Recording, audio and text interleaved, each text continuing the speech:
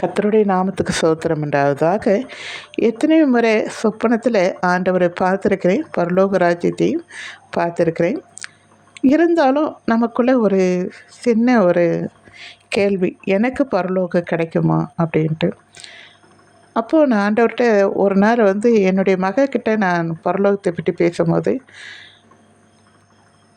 Bible படிக்கும்போது எவ்வளோ இருக்குது. அதாவது பரிசேய சரிசையை காட்டிலும் உங்கள் நீதி அதிகமாக இருக்கணும்னு சொல்லப்பட்டிருக்கு. நிறைய விஷயங்கள், உங்களை பரிசுத்தத்துக்கு அழைச்சிருக்கிறேன், அசுத்தத்துக்கு அல்ல. நீங்கள் என்னைப் போல எல்லாவற்றிலும் பரிசுத்தமாக இருக்கணும், கொஞ்சத்துலேயும் உண்மையாக இருக்கணும். அதாவது கொஞ்சம் சின்ன விஷயமானாலும் அதுலேயும் நீங்கள் உண்மையாக இருக்கணும். இப்படியெல்லாம் இருக்கும்போது எவ்வளோ பயங்கரமாக, எவ்வளோ அதாவது சுத்தமாக, இவ்வளோ அதாவது கொஞ்சம் கூட கரை இல்லாமல் அவ்வளோ பரிசுத்தமாக இருக்கணும். அப்போ நம்ம போவோமா அப்படின்ற ஒரு கேள்வி அங்கே இருந்துச்சு.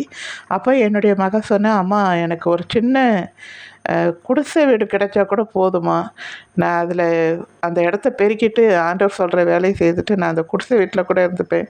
ஆனால் நரகத்துக்கு மட்டும் என்னை போகவே கூடாதுமா அப்படின்னு சொன்னான்.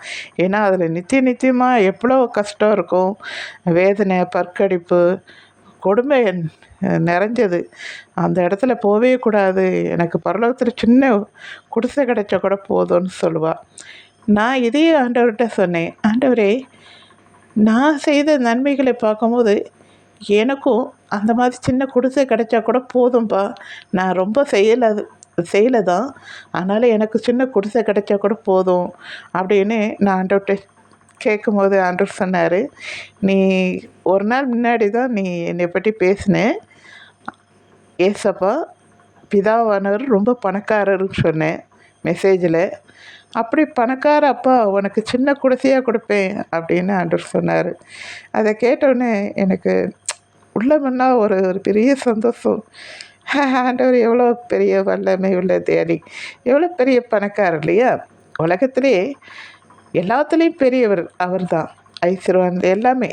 அப்படிப்பட்ட தேவன் தன்னுடைய பிள்ளைக்கு குடிசை வீடாக கொடுப்பார். இப்போ நம்ம பணக்காராக இருக்கோம், நம்ம பிள்ளைக்கு சொத்து எழுதும் போது ஒரு குடிசை வீட்டை எழுதியிருப்போம். நம்மக்கிட்ட அப்படி இருக்காது, எல்லாமே பெரிய வீடாக தான் இருக்கும் இல்லையா. அப்போ நம்ம பிள்ளைகளுக்கு பெரிய வீடாக தான் கொடுப்போம். அதே மாதிரி நான் அதை யோசித்து பார்த்தேன். டேடியுடைய அந்த வார்த்தை எனக்கு உள்ளத்தில் ரொம்ப சந்தோஷத்தை கொடுத்துச்சு. ஸோ உங்களுக்கும் இது பிடிக்கும்னு நினைக்கிறேன். இது சொல்லணும்னு தோணுச்சு. உங்களுக்கு பிடிச்சிருந்தால் லைக் பண்ணுங்கள், மற்றவங்களுக்கு ஷேர் பண்ணுங்கள். சரிங்களா? தேங்க்யூ.